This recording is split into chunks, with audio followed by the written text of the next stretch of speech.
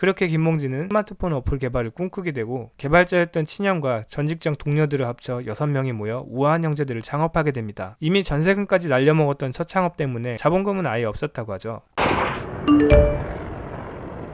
미핑 2019년 배달의 민족이 독일의 딜리버리 히어로에 매각되면서 기업가치 4조 7,500억 원을 인정받게 되었는데요. 흑수저 출신의 공고 꼴찌 수준이었던 김봉진 의장은 어떻게 4조 원대의 거대 기업을 이룰 수 있었을까요? 안녕하세요. 창업으로 세상을 바꾸는 미핑 캠퍼스입니다.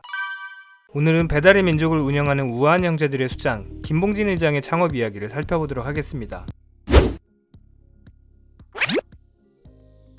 1976년 출생한 김봉진은 어릴 적부터 그림 그리는 것을 좋아했다고 하는데요. 어린 김봉진은 빈센트 반 고흐와 같은 훌륭한 화가가 되는 것이 꿈이었다고 합니다. 당시 자신의 미래는 전형적인 화가의 삶이 될 것이라 상상했다고 하는데요. 마치 반 고흐처럼 살아생전에는 그의 작품이 빛을 보지 못하지만 사후에 가치를 인정받아 자식들이 부를 이루게 되는 그런 미래를 그리곤 했다고 합니다. 하지만 그마저도 가정 형편이 어려워 지속할 수 없게 됩니다. 그림을 배우고 싶었던 김봉진은 예술고등학교에 진학하기를 희망했지만 부모님의 반대로 공고로 진학하게 됩니다. 당시 미술은 배우는데 돈이 많이 들어가는데 화가란 직업은 생계를 이어가기도 어렵다는 게 이유였습니다. 화가의 꿈을 접고 공고에 진학한 김봉진은 학업에 흥미를 느끼지 못했다고 하는데요. 그의 성적은 42명의 반 학생 중에서 40등을 하는 수준이었다고 합니다. 김봉진 뒤에 41등과 42등은 축구부 학생들이었다고 하네요. 그림에만 관심이 있었던 김봉진에게 공고의 학업 일상은 지루함의 연속이었다고 합니다. 공고에서도 성적이 최하위였던 김봉진의 미래는 캄캄한 어두움 뿐이었습니다. 보다 못한 부모님이 김봉진에게 미술학원을 다니게 해줬고 이후 다시 꿈을 키우게 될 수 있었습니다. 학원을 다니면서 그는 그림의 진로가 화가 말고도 디자인 쪽에도 있음을 알게 됩니다.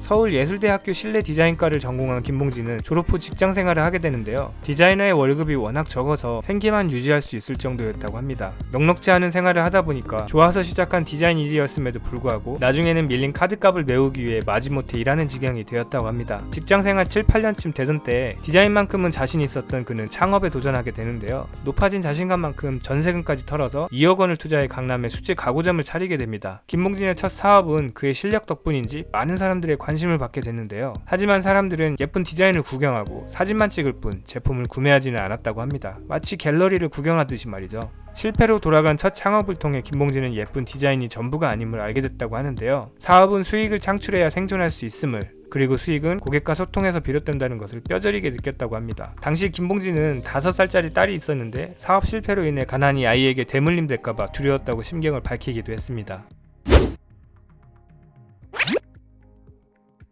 김봉진은 2억 원대의 창업 실패로 빚을 지게 됐고 빚을 갚기 위해 낮에는 디자이너로 일하고 밤에는 아르바이트를 하면서 지내야 했다고 합니다. 그 와중에 창업에 대한 희망을 놓지 않았는데요. 2009년 국내 아이폰 출시로 스마트폰이 빠르게 보급되고 있는 상황이었습니다. 그는 거리를 어지럽히고 대문에 덕지덕지 붙어있던 음식점 전단지를 모바일로 옮기면 어떨까 하는 생각을 하게 됩니다. 그렇게 김봉진은 스마트폰 어플 개발을 꿈꾸게 되고 개발자였던 친형과 전 직장 동료들을 합쳐 6명이 모여 우아한 형제들을 창업하게 됩니다. 이미 전세금까지 날려먹었던 첫 창업 때문에 자본금은 아예 없었다고 하죠. 그래서 창업 멤버들은 주말에만 커피숍에 모여 회의를 했고요. 주중에는 각자의 집에서 일하는 방식으로 시작했다고 합니다. 그렇게 길거리 전단지 정보를 모바일 앱에 모은 서비스가 탄생했는데요. 지금은 음식점에서 배달의 민족에 스스로 등록하는 시스템을 갖추고 있지만 초창기에는 길거리에 나가서 전단지를 직접 모아야 했다고 합니다.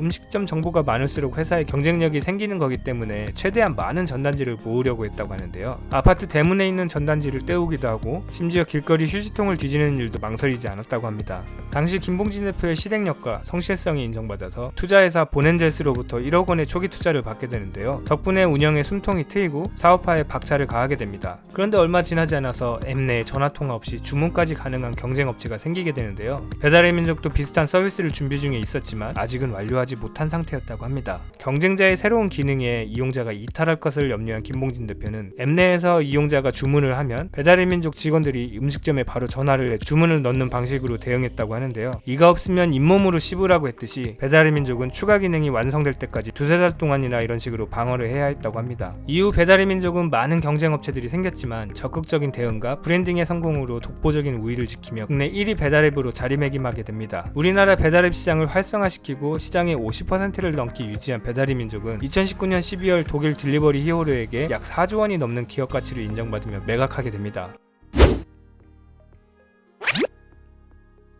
김봉진 의장은 창업에 도전하는 사람들에게 막연한 꿈을 쫓기보다는 일단 지금 하는 일을 좋아하는 습관을 들일 것을 조언합니다. 탁월한 경쟁력을 갖추기 위해서는 한 분야의 최고가 되어야 하는데 오랜 시간 역량을 다듬지 않는 한 성장이 지속되기 어렵기 때문입니다. 물론 오랜 시간을 노력한다고 해도 누구나 최고가 될 수는 없습니다. 지금 40대인 김봉진이 아무리 노력해도 김연아와 같은 피겨스케이터가 될 수는 없겠죠. 하지만 한 분야에 5년 10년 실력을 쌓게 되면 그 분야에서 인정을 받을 수 있는 수준으로 올라오게 되고요. 그 수준에 맞는 사람들과 연결될 수 있게 됩니다. 최고의 디자이너는 최고의 영업사원과 최고의 개발자들과 협력할 기회가 생기는 거죠. 길거리에 버려진 전단지 같이 아무도 신경 쓰지 않는 흙수저 배경임에도 불구하고 최고의 기업을 일군 김봉진 의장의 창업 이야기는 우리 예비 창업자들에게 스스로를 돌아보게 하는데요. 성공의 원동력에는 남다른 꿈과 기발한 창의력보다는 꾸준한 노력과 실행력이 있음을 다시금 생각해보게 합니다. 네, 오늘은 여기까지 하겠고요. 이외에도 창업에 대한 다양한 정보가 궁금하시다면 지금 미핑 캠퍼스에서 만나보세요. 감사합니다.